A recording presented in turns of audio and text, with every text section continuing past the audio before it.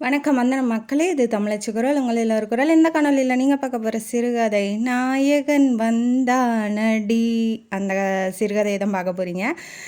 எனக்கு இந்த கதையை கேட்கும்போது பாக்கியராஜ் பாட்டு தானே, ஒரு நாயகன் உதயமாகிறான், அந்த பாட்டு ஞாபகம் வருது. ஏன்னா உண்மையிலுமே இப்போ ஹீரோவாக நடிக்கிறவங்க சினிமாவில் நிஜத்தில் எப்படி ஹீரோவாக இருப்பாங்க எல்லா இடத்துலையும் அப்படின்னு நம்ம நினைக்க முடியாது இல்லையா. அவங்க ஃபேஸ் வேறு மாதிரி இருக்கலாம், ஆனால் சினிமாவில் காமிக்கிற ஃபேஸ் வேறு மாதிரி இருக்கலாம் இல்லையா. உண்மையான முகம் வேறு மாதிரி இருக்கலாம். ஆனால் அந்த மாதிரி நினச்சிக்கிட்டு ஒரு பொண்ணு இருக்கிறா. சினிமாவில் இருக்கிறது சினிமா, நிஜத்தில் இருக்கிறது வேறு மாதிரி இருப்பாங்க அப்படின்னு நினச்சி இருக்கிறா. ஆனால் உண்மையிலுமே நிஜத்துலேயும் ஹீரோவாக இருக்க ஒரு ஹீரோவை மீட் பண்ணுறா. அவங்களுக்குள்ள காதல் வருது. அது என்ன மாதிரி எப்படி அப்படின்னு சொல்லி வாங்க கதைக்குள்ளே போய் தெரிஞ்சுக்கலாம்.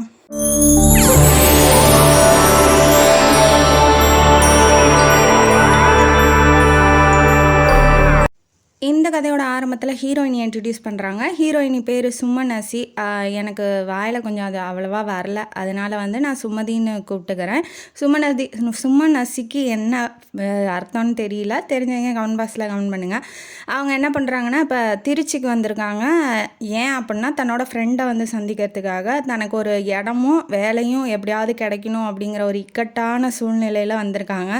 அவங்க ஏன் இங்கே வந்தாங்க, எதுக்கு இவங்களை மீட் பண்ணுறாங்க அப்படிங்கிறதெல்லாம் ஹீரோவை பார்த்ததுக்கப்புறம் தான் சொல்கிறாங்க. இப்போ மீட் பண்ணிட்டாங்க. இந்த மாதிரி நான் சொல்லி வச்சுருக்கேன், 7 மணிக்குள்ளே போய் சாவி வாங்கிக்கோ, நான் இருந்த இடம் தான் அப்படின்னு சொல்லிட்டு ஒரு இடத்த காமிக்கிறாங்க.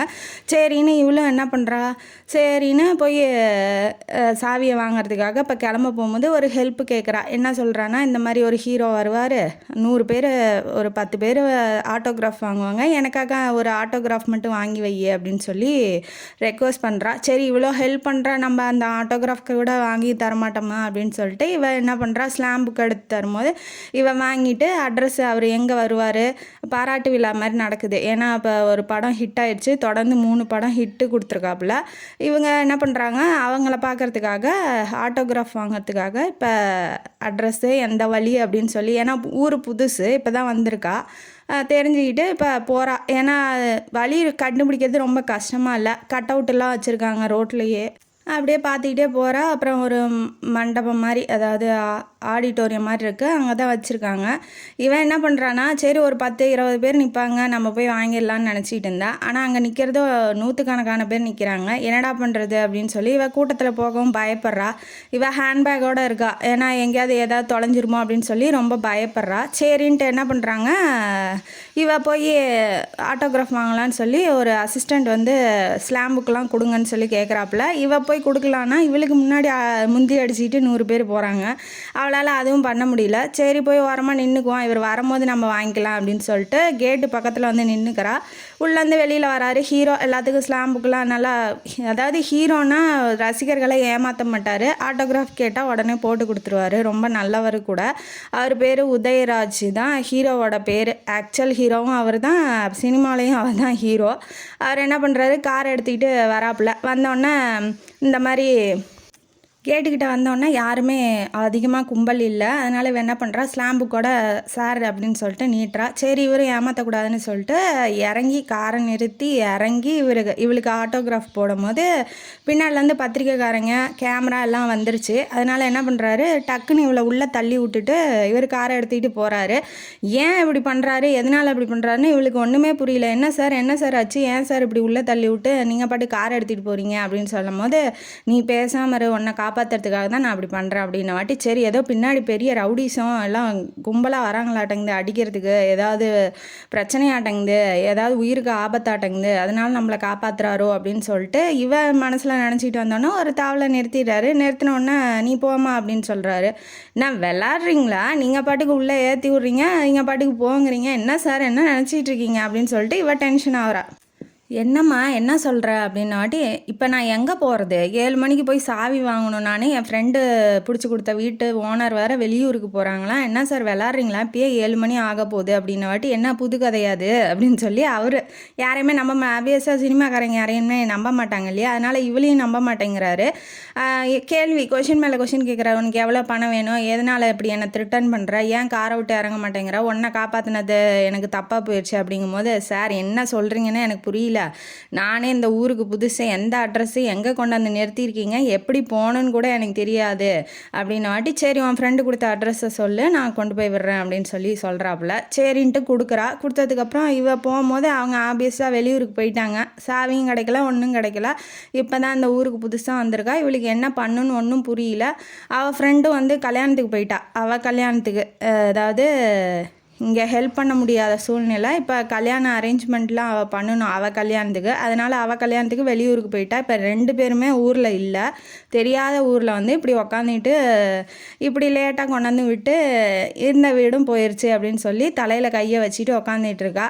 இப்போ வந்து என்னம்மா பண்ணலான்னு இருக்கேன்னு கேட்கும்போது என்ன பண்ணலாமா, அவள் டென்ஷன் ஆகிட்டா. உங்களால் தான் எல்லாம் வர்றது, எப்படி என்ன காப்பாற்றுனீங்க அப்படின்ன வாட்டி, ஆமாம் பத்திரிக்கைக்காரங்களாம் பின்னாடி வந்து என்னையும் பற்றி தப்பாக கிசு எழுதிட்டாங்கன்னா என்ன பண்ணுவ அப்படின்னு வாட்டி, இதெல்லாம் ஒரு மேட்ரா, இந்த மேட்ருக்கு என்னை தூக்கி போட்டு உள்ளே கூட்டிகிட்டு வந்து இப்படி என் வீடும் போயிடுச்சு, நான் தங்கக்கூடிய இடமும் போயிடுச்சு, இப்போ நைட்டில் நான் எங்கே போகிறது அப்படின்னு சொல்லி ஒரு மாதிரி அழுகிறா. என்னம்மா உண்மையிலே நீ வெளியூர்லேருந்து வந்திருக்கியா, உன்னை பார்த்தா அப்படி தெரியலையே, எனக்கு டவுட்டாக இருக்குது அப்படின்ன வாட்டி, உன் கதை என்னன்னு சொல்லு, என்னால் ஹெல்ப் பண்ண முடிஞ்சா ஹெல்ப் பண்ணுறேன் அப்படின்னு சொல்கிறாப்புல. இவளுக்கு என்னன்னா, இப்போ ஹெல்ப் பண்ணக்கூடிய இந்த ஊரில் தெரிஞ்ச ஒரே ஆள் இவர் மட்டும்தான். சரி இவரையும் விட்டுட்டா நம்ம என்ன பண்ணுறது, நைட்டு வேறு ஆயிடுச்சு, இவளை முழுசாக நம்பவும் முடியல, என்ன பண்ணுறதுன்னு அவருக்கு ஒன்றும் புரியல. அதுக்கப்புறம் தன்னோட கதையை சொல்ல ஆரம்பிக்கிறா. இந்த மாதிரி நான் எங்கள் பெரியப்பா வீட்டில் தான் இருந்தேன். ரொம்ப நல்லபடியாக எங்கள் அம்மா அப்பா சின்ன வயசில் இறந்துட்டாங்க. அவங்களும் நல்லபடியாக அம்மா அப்பா மாதிரி தான் வளர்த்தாங்க. அவங்க பொண்ணு, அதாவது இவளோட அக்கா, பெரியப்பாவோட பொண்ணு, அவளை கட்டி கொடுத்த இடத்துக்கு நானும் போயிட்டேன். எங்கள் பெரியப்பா செத்ததுக்கப்புறம் நான் அங்கே ஒரு பெரிய கம்ப்யூட்டர் கம்பெனியில் வேலை செஞ்சிட்ருக்கேன். கணக்கெல்லாம் பார்த்துட்டு இருந்தேன். என்னோடய சம்பளத்தை அவங்க வாங்கிக்குவாங்க. அவங்க வீட்டிலே சாப்பிட்டுட்டு அங்கே தான் வளர்ந்துட்டு இருந்தேன். ஒரு ஸ்டேஜுக்கு மேலே என்ன ஆயிடுச்சு அப்படின்னா, அக்காவுக்கு பதிலாக என்ன கல்யாணம் பண்ணி, அதான் குழந்த ரொம்ப வருஷமாக இல்லை அப்படிங்கிறதுக்காக என்ன கல்யாணம் பண்ணிக்கிற மாதிரி அவங்க பேசிகிட்டு இருந்தாங்க. அதனால் அக்காவும் நானும் பிளான் பண்ணி இந்த மாதிரி நான் வெளியூரில் நான் இந்த மாதிரி இடத்துக்கு வந்துட்டேன், எனக்கு தெரிஞ்ச ஒரே ஃப்ரெண்டு இவ தான், 6 மாதத்துக்கு முன்னாடி தான் அவளையும் பார்த்தேன், அப்புறமேட்டு அவள் அட்ரஸை வாங்கிட்டு ஃபோன் பண்ணி விசாரிச்சுட்டு அதுக்கப்புறம் நான் இங்கே வந்து சேர்ந்தேன் அப்படின்னு சொல்லி எல்லாத்தையும் சொல்கிறா.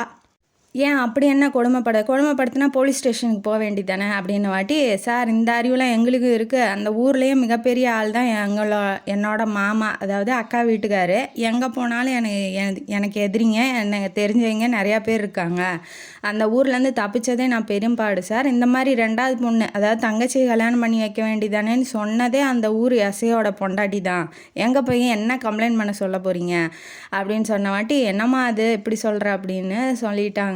அதுக்கப்புறம் இவ எப்படி தப்பிச்சு வந்தா, முகத்தில் வந்து முக்காடு போட்டுக்கிட்டு ரயில்வே ஸ்டேஷன், இப்போ பஸ்ஸில் ஏறி வந்தால் பக்கத்தில் தெரிஞ்சவங்க யாராவது வந்துடுவாங்க, மாமாவுக்கு தகவல் சொல்லிடுவாங்க, பஸ்ஸை நிறுத்தி இவங்க வீட்டுக்கு கூட்டிகிட்டு போயிடுவாங்க அப்படிங்கிறதுக்காக ட்ரெயின் பிடிச்சி வந்திருக்கா.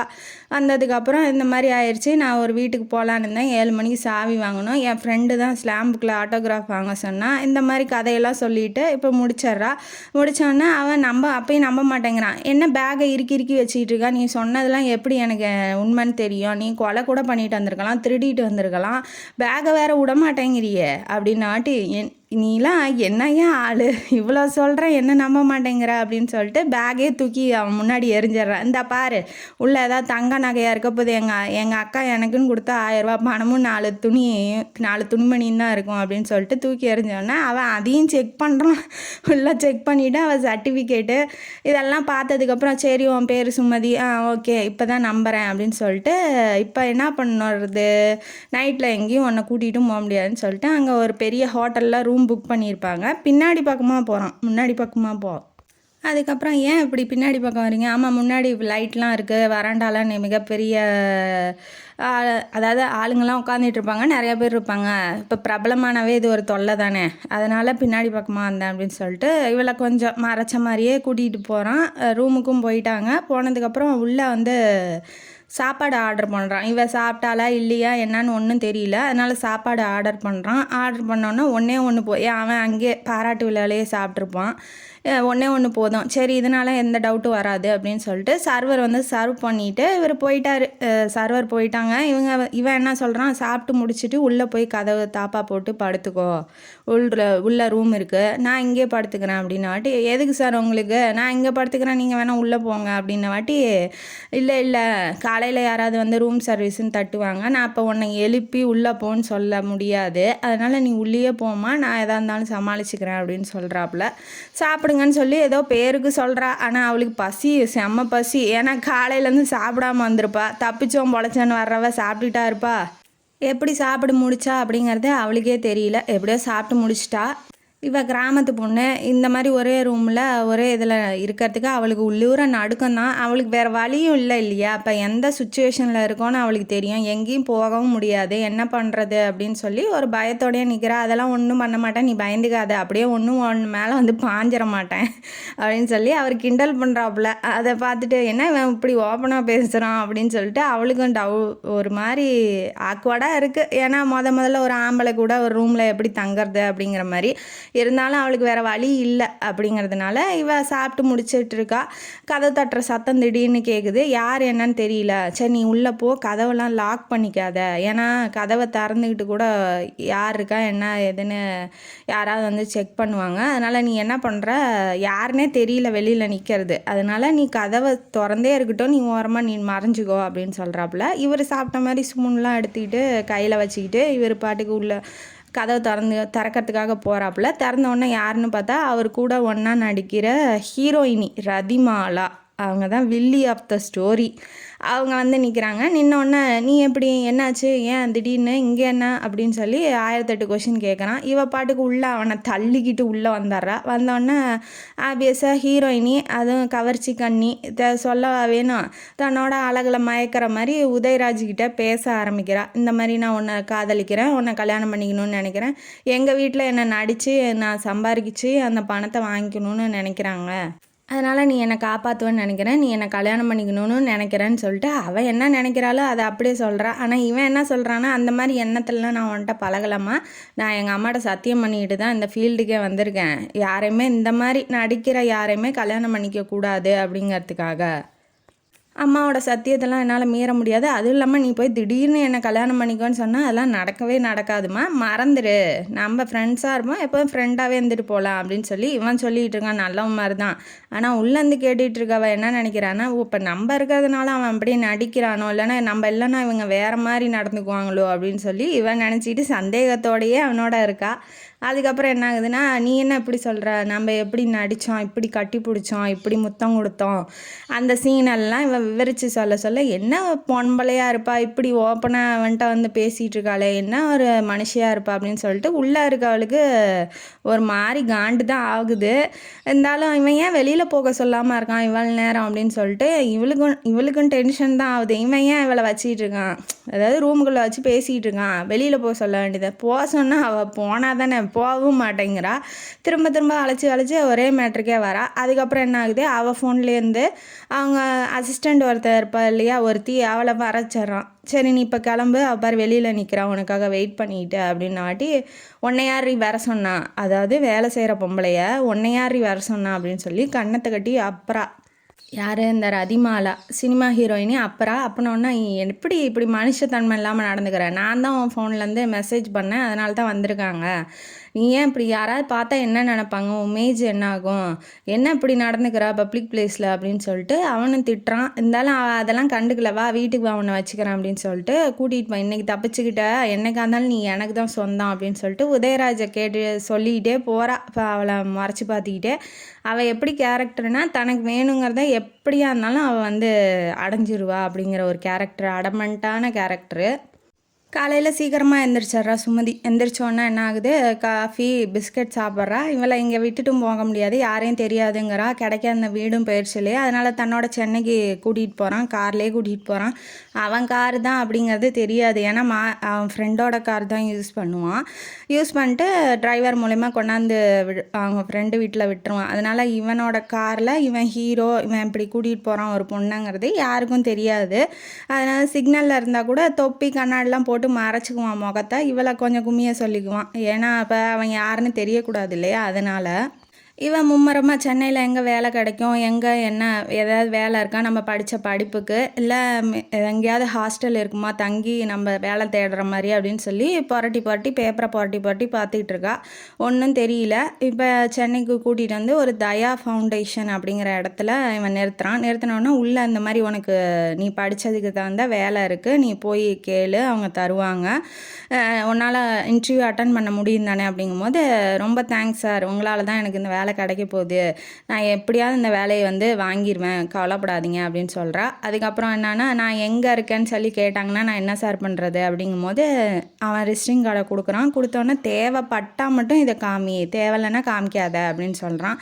சரி, இப்போ இவர் மிகப்பெரிய ஹீரோ, இவருக்கு தெரிஞ்சவ நான் தெரிஞ்சா அவருக்கு சங்கட்டமாக ஆயிரும்ல, ஏதாவது டொனேஷன் கேட்கலாம், இல்லை வேறு ஏதாவது நம்ம மூலயமா ஏதாவது பண்ணலாம், இல்லை இவரால் தான் இந்த வேலை கிடைக்குதுன்னு கூட சொல்லலாம், ஏதாவது இவருக்கு பிரச்சனை வருமோ, நம்மளையும் அவளையும் பற்றி ஏதாவது பேசலாம் அப்படிங்கிற மாதிரி அவர் நினைக்கிறாருன்னு இவர் நினைக்கிறா. அதனால் அந்த ரிஸ்டிங் கார்டை மட்டும் வாங்கி வச்சுக்கிறா.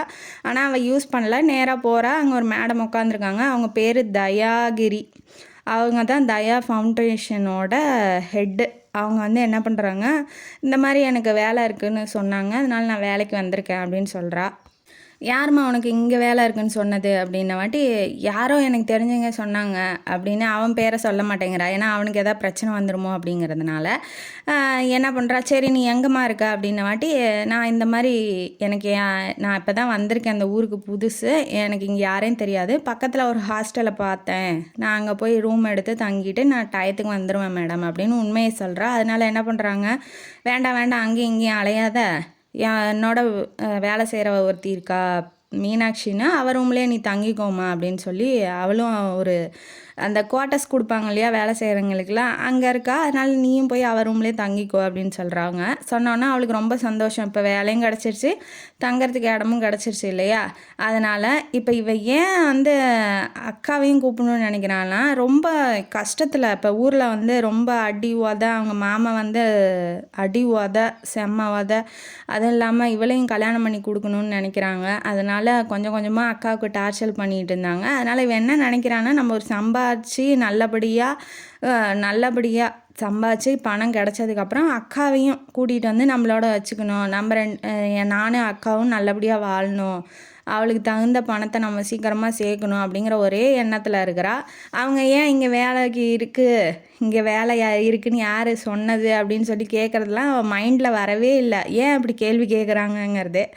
ஏன்னா இப்போ ஏன் கேட்குறாங்க, நீங்கள் யோசிச்சு சொல்லுங்கள், இவங்களுக்கும் அந்த ஹீரோவுக்கும் என்ன தொடர்பு அப்படின்னு சொல்லி நீங்கள் யோசிச்சு சொல்லுங்கள். ஏன்னா அம்மாவாக தான் இருக்கும் அப்படின்னு சொல்லி நினச்சவங்கலாம் கரெக்டு. அவங்க தான் அம்மா, அதாவது ஹீரோ உதயராஜோட அம்மா தான் தயாகிரி. அந்த மேட்ரு இவளுக்கு தெரியாது, இன்ன வரைக்கும் தெரியாது. நல்லபடியாக வேலையெல்லாம் மும்முரமாக ஈடுபடுறா. அவங்க சொல்கிற மாதிரியே இவள் செய்கிறா, அதை விட அதிகமாகவே செய்கிறா. ரொம்ப பாராட்டவும் செய்கிறாங்க. அப்பா தயாகிரியோட, அதாவது தயாவோட பர்த்டே வருது, அந்த அம்மாவுக்கு பர்த்டே வருது. அதனால் கூட்டம்லாம் ரொம்ப கூடிடும். நம்ம பின்னாடி போய் நின்றுட்டு அந்த ஆஃபீஸில் வேலை செய்கிறவங்களுக்கு மட்டும் சின்னதாக பார்ட்டி அரேஞ்ச் பண்ணுறாங்க. ஏன் நம்ம ஏன் அங்கேயே இருக்கலாமே, இங்கே எதுக்கு தனியாக ரூமில் பார்ட்டி செலிப்ரேட் பண்ணுறோம் அப்படிங்கும்போது இவ தெரியாத மாதிரி கேட்குறா. எல்லாம் தெரிஞ்சுக்குவா அப்படின்னு சொல்லி மீனாட்சின்னு சொல்கிறா. சொன்னதுக்கப்புறம் அங்கே என்ன ஆகுதுன்னா, நம்ம ஹீரோ வராரு உதயராஜ். அதுக்கப்புறம் தான் அவளுக்கு தெரியுது, ஓ இவரோட அம்மாவாட்டங்குது, இவர் மூலிமா தான் நம்ம இங்கே வந்து வேலை வாங்கியிருக்கோம், இவர் தான் நமக்கு ஹெல்ப் பண்ணியிருக்காரு, ஐயோ இவ்வளோ நல்லவராக இருக்காரு, நம்மளுக்காக இவ்வளோ பண்ணியிருக்காரு அப்படின்னு சொல்லி ரொம்ப நன்றி பாராட்டு மலையில் நினைக்கிறா. எதுவும் ஆனால் அப்போதைக்கு சொல்லலை, அவர்கிட்ட பேசணும்னு நினைக்கிறா, நன்றி சொல்லணும்னு நினைக்கிறா. ஆனால் அங்கே இருக்க வேலையில் அவள் பிஸியாக இருக்கா. இதை பார்த்த உதயராஜ் வந்து கண்டுபிடிச்சிடுறாரு. சரி நம்மள்ட்ட ஏதோ பேசணும்னு நினைக்கிறா, பயப்படல, நம்ம கூட்டிகிட்டு போய் தனியாக பேசுவோம் அப்படின்னு சொல்லிட்டு தனியாக கூப்பிட்டு போகிறாரு. இங்கே ஒரு வேலை இருக்குவா அப்படின்னு சொல்லிட்டு கூட்டிகிட்டு போகும்போது என்ன விஷயம் சொல்லு அப்படின்ன வாட்டி, நன்றியை சொல்லாமல் இவன் என்ன சொல்கிறான்னா, ஓ! அப்ப நான் உங்க அம்மாட்ட வேலை செய்யறதுனால, அந்த ரூம்ல அந்த பொண்ணு அன்னைக்கு வந்துச்சு. அந்த மேட்டர நான் சொல்லக்கூடாதா? அதனால தான் நீங்க எனக்கு இவ்ளோ ஹெல்ப் பண்றீங்களா? உங்க அம்மாகிட்ட வேலை வாங்கி குடுத்துருக்கீங்களா? அப்படின்னு சொன்னோனே, "நீலாம் திருந்தவே மாட்ட. நீ இன்னும் என்ன சந்தேகப்பட்டு சாவடிக்கிற. என்னமோ பண்ணிட்டு போ. அதனாலலாம் எதுவும் இல்ல." அப்படின்னு சொல்லிட்டு சிரிச்சுக்கிட்டே போயிர்றான். அவன் என்ன பேச முடியும்? அதுக்கு மேல ஒண்ணும் பேசல. இவன் போயிர்றான். எனக்கு என்னமோ ஹீரோவுக்கு இவள பிடிச்சிருக்குன்னு தான் நெனைக்கிறேன். ஏன்னா ஆப்வியஸா ஹீரோ, ஹீரோயினிய தானே லவ் பண்ணுவாங்க. சரி அப்ப அந்த மேட்ரு எதுவும் பேசல. அதுக்கப்புறம் கொஞ்ச நாள் கழிச்சு நல்லபடியா வேலை செஞ்சுட்ருக்கான். 3 மாசம் ஓடிடுது. இப்ப வந்து அந்த ஹீரோயினி ஹோட்டல் ரூமுக்கு வந்தா இல்லையா? இப்ப வரா ரதிமாலா வந்து அம்மாவ பார்க்கறதுக்காக வரா. உதயராஜோட அம்மாவ. இவள பார்த்தாவே சுமதிக்கு ஆக மாட்டேங்குது. ஏன்னா, இப்ப ஒரு ஆம்பளைட்ட எப்படி நடந்துக்கணும்? அப்படி அவ நடந்துக்கிட்டா அன்னைக்கு ஹோட்டல் ரூம்ல இவளும் தானே இருந்தா. அப்படியா நடந்துக்கிட்டா இவ? இப்படிலாம் நடந்துக்கிட்டு இப்ப எப்படி இங்க எதுக்கு வரா? இவங்க ரொம்ப நல்லவங்க. ஏழை பாழைங்களுக்கெல்லாம் ரொம்ப ஹெல்ப் பண்றாங்க. இவ மருமகளா வந்தா அவ்வளோதான் அப்படின்னு சொல்லி இவன் மனசுக்குள்ள ஒரு எண்ணம். அதனால இவளை பார்த்தாவே அவளுக்கு பிடிக்கல. சீங்கிற மாதிரி தான் நினச்சிட்டு இருப்பா. மற்றவங்க யாராவது பார்த்தா இவ்வளோ அழகா இருக்கா, சூப்பராக இருக்கா, ஃபென்டாஸ்டிக்காக இருக்கா அப்படின்னு சொல்லி நினைப்பாங்க. ஆனால் இவளோட உண்மையான முகம் இவளுக்கு தெரிஞ்சிருச்சுல. அதனால இவளை பார்த்தா அந்த மாதிரிலாம் ஆச்சரியப்படுறதுலாம் இல்லை. என்னன்னா என்ன அப்படிங்கிற மாதிரி இருக்கா. இப்போ நேராக உள்ளே போகிறா. உள்ளே போனதுக்கப்புறம் சொடக்கு அடித்து கூப்பிட்றா. நம்ம சுமதியை தான் கூப்பிட்றா. அந்த ரதிமாலா கூப்பிட்டான்னு நான் இப்படி உள்ளே போனேன் அத்தையை பார்க்கணும் அப்படின்னு வாட்டி அத்தையா அப்படின்னு இவளுக்கு ஒரு டவுட்டு. இப்போல்லாம் பார்க்க முடியாதுங்க, அப்பாயின்மெண்ட் ஆர்டர் இருந்துச்சு. அப்பாயின்மெண்ட்டுங்கிறேன், அதுக்கு முன்னாடி என்ன வாங்குவாங்களே அனுமதி சீட்டா, அந்த முன்னாடியே புக் பண்ணி வந்திருப்பாங்க இல்லையா, அந்த மாதிரி உங்களை பார்க்க வரலாமா அப்படின்னு சொல்லி இங்கிலீஷில் மறந்துருச்சு. அது வந்து என்ன ஆகுது, இருக்கான்னு சொல்லி கேட்குறா. கேட்டதுக்கப்புறம் இல்லை அப்படின்னு சொல்லி சொல்கிறா. சொன்னதுக்கப்புறம் என்ன ஆகுது, இவ வந்து நான் எனக்கு வந்து அதெல்லாம் தேவையில்ல, நானே போய் பார்த்துக்கிறேன் அப்படின்னும்போது, இல்லை அப்படிலாம் போக முடியாது, நீங்கள் உட்காரு நான் கேட்டு வரேன் அப்படின்னு சொல்லிட்டு உள்ளே போகிறா. போனதுக்கப்புறம் கேட்டு வந்து உள்ளே விட்றா. சரி என்னையும் கூப்பிட்ருக்காங்க நீங்களும் வாங்க அப்படின்னு சொல்லும் போது, நீலாம் ஒன்றும் வர வேணாம், நாங்கள் 2 பேர் தனியாக பேசிக்கிறோம். இல்லை என்னையும் வர சொல்லியிருக்காங்கன்னு இவ வலுக்கட்டாயமாக உள்ளே போகிறா. போனதுக்கப்புறம் என்னத்தா நல்லா இருக்கீங்களான்னு வலியிறா. ஃபாரின்லேருந்து பழம் எல்லாம் ஒரு சீர்வரிசையே அங்கே அடுக்கி வச்சிருக்கிறா. அம்மாவை காக்கா பிடிச்சா பையன் வந்து நமக்கு கிடச்சிருவான் அப்படிங்கிற மாதிரி அவளோட எண்ணம். ஆனால் அவங்களுக்கு பிடிக்கல. பார்த்தோன்னே தெரிஞ்சிருச்சு. இந்த மாதிரிலாம் நாங்கள் லவ் சீன் எடுத்தோம், இப்படி இருந்தோம் அப்படி இருந்தோன்னு அவங்க முன்னாடியே இவ வெக்கமே இல்லாமல் அதெல்லாம் சொல்லிகிட்டு இருக்கா. சொன்னதுக்கப்புறம், ஏம்மா என் பையன் ஒருத்தன் கூடயா நீ நடிச்சிருக்கா, இதே மாதிரி தான் அந்த ஹீரோ கூட நடிச்ச இல்லையா அப்படின்ன வாட்டி இவளுக்கு மூஞ்ச எங்கே கொண்டு போய் வச்சுக்கணுன்னே தெரில. எதை பேசணுமோ அதை பேசணும். அதெல்லாம் போய் பேசினா அந்த அம்மா டென்ஷன் ஆயிடுச்சு. சரி இந்த மேட்ரை சொல்ல தான் நீங்கள் வந்தியா அப்படிங்கும்போது, இவளை முன்ன வேலையை விட்டு துரத்துங்க, ஏன்னா இவன் வந்து கொஞ்சம் கூட மரியாதையே இல்லாமல் இருக்கா, நான் வேணால் இன்னொருத்தையை வந்து ரெக்கமெண்ட் பண்ணுறேன், அவளை வேணால் வச்சுக்கோங்கன்னு மாட்டி இதை சொல்கிறதுக்கு நீ அங்கேருந்து வந்தியா, எனக்கு தேவைன்னா நான் உன்னை வந்து கூப்பிட்டு நான் யாருன்னு சொல்லி தெரிஞ்சு அவளை அப்பாயின்மெண்ட் பண்ணிக்கிறேன், நீ இப்போ கிளம்பு எனக்கு வேலை இருக்குன்னு கிளப்புறதுலேயே குறியாக இருக்காங்க அவங்க. ஆனால் இவ கிளம்பவே மாட்டேங்கிறா. இவ தான் ஒரு அடமெண்ட்டாச்சு. ஒரு அளவுக்கு மேலே இவங்க ஃபைலை பார்க்க ஆரம்பிச்சிடுறாங்க. இவளும் அதாவது சுமதிக்கும் வேலை வச்சிட்றாங்க. அதனால் இவ என்ன பண்ணுறா, சரி இதுக்கு மேலே இங்கே இருந்தால் மரியாதை இல்லைன்ட்டு எந்திரிச்சு வெளியில் போயிடுறா. போகும்போது கூட திட்டிகிட்டே போகிறா அந்த தயாகிரி, அதாவது உதயராஜோட அம்மாவை திட்டிகிட்டே போகிறா. என்ன சொல்கிறான்னா, இந்த மாதிரி பணத்தெல்லாம் கொண்டு போய் வெளியில் கொடுத்து வேஸ்ட் பண்ணுறாங்க, அதாவது நல்லவங்களுக்கு, முடியாதவங்களுக்கு, உடம்பு சரியில்லாதவங்களுக்கு, ஆப்ரேஷனுக்கு, இந்த மாதிரி ஃபவுண்டேஷன்னா அதுதானே, அதாவது கஷ்டப்படுறவங்களுக்கு ஹெல்ப் பண்ணி இப்படி பணத்தை உதயராஜ் சம்பாதிக்கிற பணத்தெல்லாம் இந்த அம்மா வீணாக்குது. பத்தாவதுக்கு அவங்க அப்பா அங்கே ஆர்கானிக் பண்ணன்னு சொல்லி விவசாயத்தில் போட்டு அவன் பணத்தை வீணாக்குறான். நான் மட்டும் மருமகளாக வந்தேன் அப்படின்னா அந்த பணத்தெல்லாம் எப்படியாவது செட்டில் பண்ணி நல்லபடியாக அவங்கள வந்து எங்கே வைக்கணுமோ அங்கே வைப்பேன். அதாவது பணத்தெல்லாம் சுட்டிக்குவாளாம், அவங்களெல்லாம் அடித்து துரத்திடுவாளாம். அந்த மாதிரி எண்ணத்தில் இவ பொறுக்க மாட்டாமல் பேசிகிட்டு இருக்கிறதெல்லாம் காருக்கிட்ட வந்து கொண்டாந்து விட வந்திருப்பா. சுமதி கேட்டுக்கிட்டே இருக்கா. இதெல்லாம் வந்து எங்கே போய் உருப்பட போகுது, இப்படி மனசில் வச்சுக்கிட்டு இருக்கிறதுனால தான் அந்த அம்மா விரட்டி விடுது அப்படின்னு சொல்லி இவன் மனசுக்குள்ளே நினச்சிக்கிறா. நினச்சதுக்கப்புறம் இவன் என்ன பண்ணுறான், சரி அம்மாட்டையும் வேலைக்கு பப்பை வேகலை, அவன்கிட்டையும் வேகலை, இப்போ என்னடா பண்ணுறதுன்னு சொல்லி இவன் என்ன பண்ணுறான் அப்படின்னா வேற ஒரு பிளான் போட்டுக்கிட்டு காரில் ஏறி போயிடுறா. இந்த பக்கம் என்ன ஆகுதுன்னா, அந்த ஒரு கடை ஓப்பனிங்க்கு அம்மாவையும் பையனையும் கூப்பிட்ருப்பாங்க. அதாவது ஜவுளி கடைன்னு நினைக்கிறேன். அந்த கடைக்கு இவங்க வந்து என்ன பண்ணுறாங்க, நீயும் வான்னு சொல்லி இவங்க அதாவது ஹீரோவோட அம்மா கூப்பிட்றாங்க. இல்லை நான் அங்கெல்லாம் வர்ற அளவுக்கு என்கிட்ட சாரீ இல்லை, நல்ல கிராண்டாலாம் என்னால் கட்டிக்கிட்டு வர முடியாது, நீங்கள் மட்டும் போயிட்டு வாங்கும்போது, இல்லை நான் ஆர்டர் பண்ணி உனக்கு வர வச்சுருக்கேன், நீ அதை கட்டிக்கிட்டு வான்னு சொல்கிறாங்க. ரொம்ப நல்லா பார்த்துக்கிறாங்க சுமதியை அவங்க அம்மா. உதயராஜும் வரான். அவனை பார்க்கணுங்கிற ஒரு ஆர்வம் இவளுக்குள்ளேயே வருது. ஆப்வியஸாக ஹீரோ வந்தால் பட்டாம்பூச்சி பறந்து வர மாதிரி ஒரு ஃபீலிங் வந்து மனசுக்குள்ளே வரும் இல்லையா பெண்களுக்கு, அந்த மாதிரி அவளுக்கும் ஏற்படுது. சரி இன்னொரு தடவை பார்க்கலாம், பார்த்தா அவள்கிட்ட ஒரு நன்றி சொல்லிடணும் அப்படின்னு சொல்லி ரொம்ப மெனக்காடுறா. வந்துட்டாங்க. அம்மா மகன் 2 பேரும் பர்ச்சேஸ் பண்ணிகிட்டு இருக்காங்க. ஒரு சாரீ பார்க்குறா. அப்போ வந்து எல்லாம் மீடியாலாம் இருக்குது, கூட்டமாக இருக்கிறாங்க. அப்போ எதுவும் பேச முடியாது இல்லையா, அதனால் இவன் என்ன பண்ணுறான்னா தயங்கி பின்னாடியே நிற்கிறா. அவன் கிட்ட கூப்பிட்டு நிற்க வச்சுக்கிறான். பத்தாவதுக்கு ஒரு சாரீ பார்க்குறா. பார்த்தோன்னே அவளுக்கு பிடிச்சிருக்கு. நீயும் பிடிச்சிருந்தா எடுத்துக்கோ, நான் பே பண்ணிடுறேன் அப்படின்னு சொல்கிறான். அவளுக்கு ரொம்ப சந்தோஷமாக இருக்குது. ஏன் இதெல்லாம் அவன் பண்ணுறான், என்ன காரணம்? அவன் ஏதோ ஆபியஸாக கூட பண்ணலாம், ஆனால் அவன் பொதுவாக பண்ணுறது கூட இவளுக்கு ஸ்பெஷலாக தெரியுது. ஏன்னா உள்ளுக்குள்ளே அவனை லவ் பண்ண ஆரம்பிச்சிட்டாளாட்டங்குது. அதனால் அவளுக்கு எல்லாம் ஸ்பெஷலாக தெரியுது. இவனும் வந்து சிரித்து பேசுகிறான். பத்தாவதுக்கு என்ன வேணுமோ பிடிச்சிருக்கோ வாங்கிக்கோ அப்படிங்கிறான். அவளுக்கு ஒரு மாதிரி ஃபீலிங் ஆகுது. அவனுக்கும் இருக்கா என்னன்னு தெரியல. அதுக்கப்புறம் வீட்டுக்கு போய் நினச்சி பார்க்குறா இதெல்லாம் ஏன் அவன் இதெல்லாம் பண்ணணும் அப்படின்ன வாட்டி பைத்தியம், அதெல்லாம் அவன் பொதுவாக பண்ணுறான், உனக்கு ஏண்டி இதெல்லாம், இந்த பக்கம் காதலுங்குது, இந்த பக்கம் ஒரு மனசு என்னங்குது, அதெல்லாம் சும்மா ஜென்ரலாக பண்ணுறதெல்லாம் நீ ஏன் அதெல்லாம் வந்து லவ்னு நினச்சிக்கிற அப்படிங்குது. அவளுக்கு ஒன்றும் புரியல. சரி வேண்டாம், நம்ம என்ன அக்காவை கூட்டிகிட்டு வந்து நல்லபடியாக பொழைக்க வைக்கணும், நானும் அக்காவும் சந்தோஷமாக இருக்கணுங்கிறது தான், அதில் கான்சென்ட்ரேட் பண்ணு அப்படின்னு சொல்லி இவன் நினைக்கிறா. அப்புறம் என்ன ஆகுது, அந்த ஹீரோயினி போனா இல்லையா ரதிமாலா, அவள் என்ன பண்ணுறான்னா ப்ரெஸ்ஸு மீடியாலாம் கூப்பிட்டு இந்த மாதிரி என்னை கல்யாணம் பண்ணிக்கிறேன்னு சொல்லி ஏமாற்றிட்டான் உதயராஜ். அவளுக்கு இப்போ என்னன்னா அவன் கூட நடித்த படத்தை அடுத்து வந்த படமெல்லாம் ஃப்ளாப் ஆயிடுச்சு. ஹீரோ அதாவது ரதிமாலா வந்து தனியாக வேறு ஹீரோ கூட நடித்த படம்லாம் ஃப்ளாப் ஆயிடுச்சு. இவன் கூட நடித்த படம்லாம் ஹிட் ஆயிடுச்சு. இப்போ இவனை விட்டால் இவளுக்கு வந்து மார்க்கெட்டு போயிடும், பத்தாவதுக்கு பணமும் வராது, படமும் கிடைக்காது. அதனால் என்ன பண்ணுறான்னா இவனை எப்படியாவது வளைச்சி போட்டு கல்யாணம் பண்ணிக்கணும் அப்படிங்கிற ஒரு எண்ணத்தில் இந்த மாதிரி ப்ரெஸ் எல்லாம் கூப்பிட்டு ஏமாற்றிட்டான், கல்யாணம் பண்ணிக்கிறேன்னு ஏமாற்றிட்டான், என்னை மோசம் பண்ணிட்டான் அப்படின்னு சொல்லி ஒரு ப்ரெஸ் மீட்டு நடத்திக்கிட்டு இருக்கா.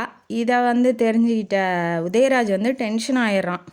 எதனால் இப்படி இந்த அளவுக்கு வந்து ப்ரெஸ் எல்லாம் கூப்பிட்டு பேசுகிற அளவுக்கு அவள்கிட்ட என்ன சாலிடான ப்ரூஃப் இருக்குது அப்படின்னு சொல்லி கேட்கும்போது, அந்த ஹோட்டலோட சிசிடிவி கேமரா போயிருந்தா இல்லையா ரூமுக்குள்ளே, அதெல்லாம் வச்சு அதாவது உள்ளே போகிறது அவன்கிட்ட பேசுறது அதெல்லாம் வச்சு என்ன பண்ணுறான்னா இந்த மாதிரி என்னை கூப்பிட்டான், நானும் ரூமுக்கு போனேன், என்னை மோசம் பண்ணிட்டான், இப்போ கல்யாணம் பண்ணிக்க மாட்டேங்கிறான் அப்படிங்கிற மாதிரி இவளாக ஒன்று க்ரியேட் பண்ணி பேச ஆரம்பிச்சிட்டா. பத்தாவதுக்கு அந்த பெண்கள்னால சங்கம்லாம் இருக்கும் இல்லையா, அதெல்லாம் கூப்பிட்டு சொல்ல ஆரம்பிச்சிட்டா. இந்த மாதிரி என்னை ஏமாற்றிட்டா, நீங்களாம் கேட்க மாட்டிங்களா அப்படிங்கிற மாதிரி சொல்லவும் இவனோட இமேஜெல்லாம் இப்போ டேமேஜ் ஆக ஆரம்பிக்குது.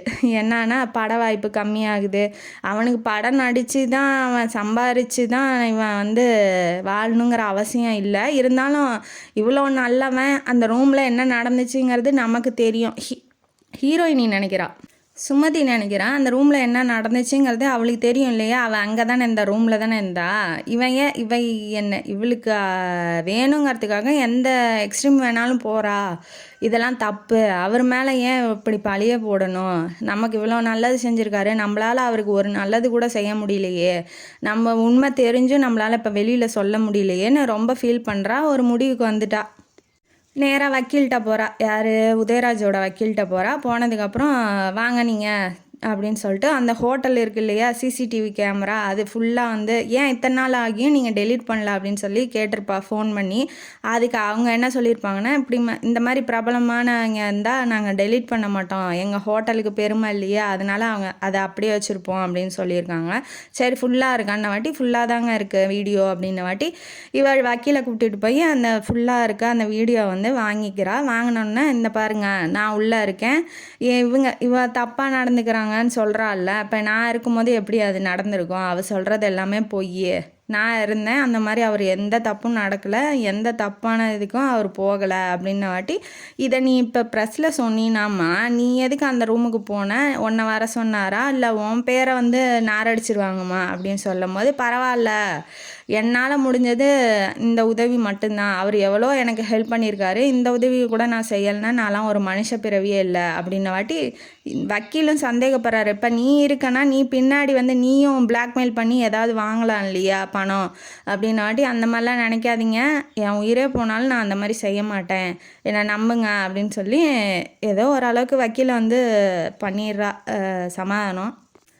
ப்ரெஸ் எல்லாம் கூப்பிட்டு பேச ஆரம்பிக்கிறேன். இந்த மாதிரி நானும் அந்த ரூமில் இருந்தேன். ப்ரெஸ்லாம் கண்டமேனு கேள்வி கேட்குறானுங்க. நீ எதுக்குமா அந்த ரூமுக்கு போல, உன்னையும் வர சொன்னாரா, நீ எவ்வளோ ரேட்டு வாங்கின, இந்த மாதிரி அவளோட கேரக்டரை அப்படியே கேரக்டர் அசாசினேஷன் பண்ணுறாங்க. இந்த மாதிரி நீ எதுக்கு போகணும், அப்போ அந்த பொண்ணு சொன்ன மாதிரி இதுதானே உண்மை, ரூமுக்கு கூப்பிட்டு இவர் தப்பாக நடந்துக்கிறாரா அப்படின்லாம் கேட்கும்போது, நீங்களே அந்த சிசிடிவி கேமராவை பாருங்கள், அங்கே எந்த தப்பும் நடக்கலை, நான் உள் ரூமில் இருந்தேன், இந்த மாதிரி எனக்கு பிரச்சனை, நான் ஊருக்கு வந்தேன் அப்படிங்கிற ஒரு மொத்த கதையும் சொல்கிறா.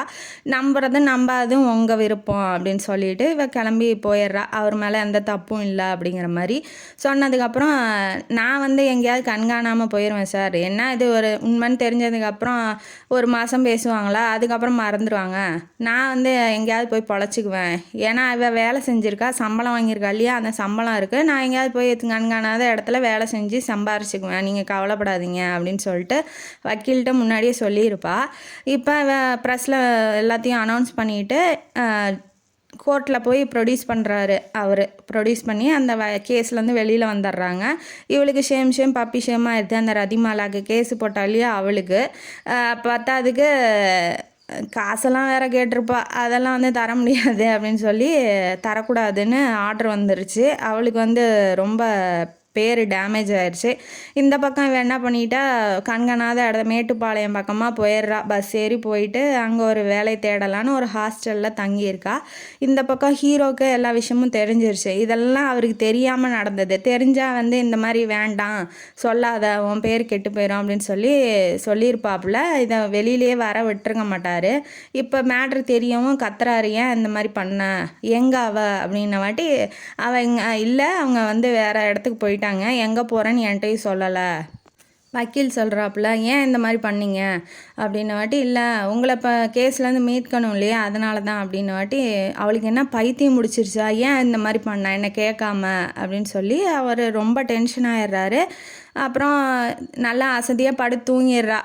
அவளுக்கு மன நிம்மதி பத்தாதுக்கு எப்படியோ நம்மளால் முடிஞ்ச உதவியை செஞ்சிட்டோங்கிற ஒரு மன நிம்மதியோட ஹோட்டல் ரூமில், அதாவது ஹாஸ்டல் மாதிரி இருக்கு இல்லையா, ஹோட்டல் ரூமில் தங்கியிருக்கா. ஹாஸ்டலுக்கு இப்போ மறுநாள் போக போகிறா.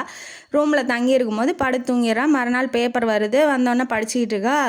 இந்த மாதிரி நீ வரல, இதே ஹீரோ உதயராஜ் வந்து விளம்பரம் கொடுத்துருக்காரு. என்னன்னா, நீ இந்த மாதிரி இன்னைக்குள்ளே நீ இந்த வீட்டுக்கு வரல அப்படின்னா நீ அவ்வளோதான், மறுநாள்லாம் உன் ஃபோட்டோவோடு போட்டு நீ வேணும் அப்படின்னு சொல்லி நான் விளம்பரம் கொடுத்துருவேன் அப்படின்னு சொன்ன வாட்டி, இவருக்கு என்ன பைத்தியமா, எதுக்கு இந்த மாதிரி பண்ணுறாரு, இவருக்கு இதெல்லாம் எவ்வளோ செலவாயிருக்கும், எதுக்கு இந்த மாதிரி விளம்பரம் கொடுத்து பணத்தை வேஸ்ட் பண்ணுறாரு அந்த மாதிரி இவன் நினச்சோன்னே நம்ம ஏன் போகணும், அங்கெல்லாம் போனால் வாழ முடியாது, ஏதாவது சொல்லுவாங்க அப்படின்னு சொல்லி போக வேண்டாம் அப்படிங்கிற டிசிஷனில் இருக்கா.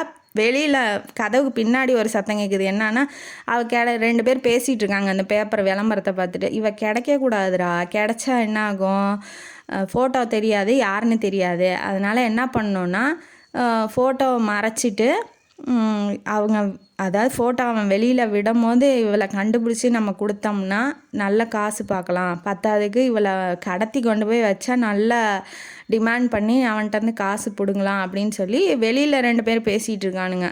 அந்த ப்ரெஸ் மீட் நடந்துச்சு இல்லையா, அந்த ஃபோட்டோ வந்து போடாதீங்கன்னு சொல்லி வக்கீல் வந்து ரெக்வஸ்ட் பண்ணியிருப்பார். உங்கள் வீட்டு பொண்ணாக நினச்சிக்கோங்க, உங்கள் வீட்டு பொண்ணாக இருந்தால் நீங்கள் ஃபேஸை ரிவீல் பண்ண மாட்டீங்க இல்லையா, அந்த மாதிரி நினச்சிக்கோங்கன்னு சொல்லியிருப்பார். அதனால் யாருமே எந்த பத்திரிக்கையும் ஃபேஸை ரிவீல் பண்ணியிருக்க மாட்டாங்க.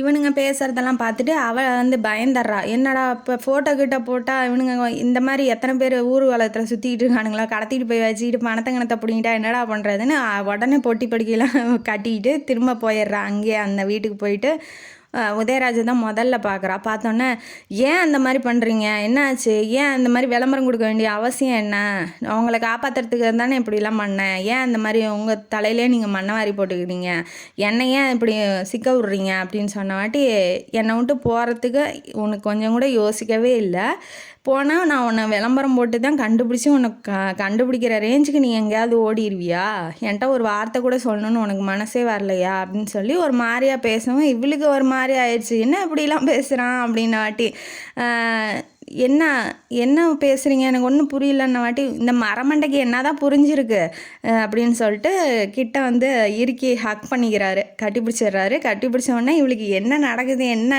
இது பண்ணுறோம் ஒன்றுமே புரியல. ஆக்சுவலி அவனும் லவ் பண்ணியிருக்கான் தான், இப்போ தான் தெரியுது. இவள் லவ் பண்ணால் தெரிஞ்சிச்சு, அவள் லவ் பண்ணியிருக்காங்கிறது இப்போ தானே தெரிஞ்சிச்சு. அப்புறம் கட்டி பிடிச்சி கிஸ் பண்ணுறாப்புல. கிஸ் பண்ண வாட்டி தான் அவள் என்ன இப்போயாவது புரியுதா அப்படின்ன வாட்டி எனக்கு புரிஞ்சிச்சு அப்படின்னு சொல்லிட்டு இவளும் தலையை குமிஞ்சிக்கிறா. அப்புறம் அவங்க அம்மா கொஞ்சம் நேரம் கழித்து வந்துட்டாங்க. வந்தோடனே ஏன் இந்த மாதிரி பண்ண, எங்களெல்லாம் விட்டுட்டு போகிறதுக்கு உனக்கு எவ்வளோ தைரியம் இருக்கும் அப்படின்னு சொன்ன வாட்டி இல்லை மன்னிச்சிருங்க அப்படின்னு சொல்கிறா. அதுக்கப்புறம் அவங்க பாரு உன்னை தேடிக்கிட்டு நிறைய பேர் வந்திருக்காங்க ஊர்லேருந்து அப்படின்ன வாட்டி அவங்க அக்கா வந்து ப்ரெக்னெண்ட்டாக இருக்காங்க, நல்லபடியாக பார்த்துக்கிறாங்க. அவங்க வீட்லேயும் இப்போ பிரச்சனை இல்லை, அவள் சந்தோஷமாக அவங்க அக்காவும் இருக்கிறாங்க அப்படின்னு தெரிஞ்சோடனே இப்போ குடும்பமே ரொம்ப சந்தோஷமாக ஹீரோ ஹீரோயினியும் ஒன்று சேர்ந்து இந்த கதை இதோட முடியுது. இந்த கதையிலேருந்து நமக்கு என்ன தெரியுது, ஆட்டோகிராஃப் வாங்க போன இடத்துல அந்த ஆட்டோகிராஃப் போடுறவரையே மனசையே வாங்கிட்டா அப்படிங்கிறது தெரியுது. ஏன்னா வந்து இப்போ வாழ்க்கையில் எது என்ன எப்படி எங்கே நடக்கும் அப்படிங்கிறது யாருக்குமே தெரியாது. அதே மாதிரி தான் வாழ்க்கை வந்து சர்ப்ரைஸ் நிறைய நிறைஞ்சது. இது நடக்கும் இது நடக்காதுன்னு நம்ம யாராலுமே எதுவுமே சொல்ல முடியாது. நல்லதே நினைப்போம், நமக்கு நல்லதே நடக்கும். ஏன்னா சுமதி அப்படி தானே இந்த நல்லதே நினச்சா அவளுக்கு நல்லதே நடந்திருக்கு. அதே மாதிரியே வாழ்க்கையில் நம்ம நல்லதே நினைப்போம் அப்படின்னு சொல்லிட்டு இந்த கதையை இதோட முடிக்கிறேன். இந்த கதையும் காணொலி உங்களுக்கு பிடிச்சிருந்தா லைக் பண்ணுங்கள், ஷேர் பண்ணுங்கள், சப்ஸ்கிரைப் பண்ணுங்கள், கமெண்ட் பாக்ஸில் கமெண்ட் பண்ணுங்கள். நன்றி மக்களே.